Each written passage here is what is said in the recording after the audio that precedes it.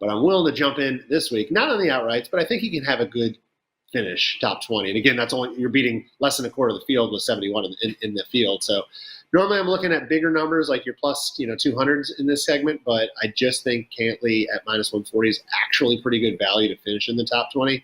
Full transparency, though, if he doesn't play well last week, Andy, I'm probably not betting him. But that finish, really kind of it's just suggesting to me a return to form, perhaps for Cantlay here, whose approach play has been fantastic each of the last two tournaments. I say that oddly enough because he missed the cut at the Memorial, but it had nothing to do with his approach. His irons were fantastic. He just was terrible off the tee, which is rare for him, and he couldn't putt either. But his irons were very, very good, and I think that's really his game is his iron play. That's usually what separates him, from the rest of the field. He's also gotten a few good results this season. They're not been consistent. You mentioned that, but they've come in little bursts, right? So he finished tied for 11th at Pebble Beach. Then he backed it up with a tie for 4th at the Genesis. He also finished 22nd at the Masters, and then he backed that up with a 3rd at the RBC Heritage. So I'm kind of hoping he rides that little burst, right? He had that awesome 3rd place finish last week.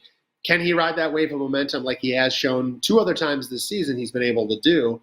And again, remember, this is just a field of 71, so we're betting on him to beat, less than a quarter of the field to finish in the top 20.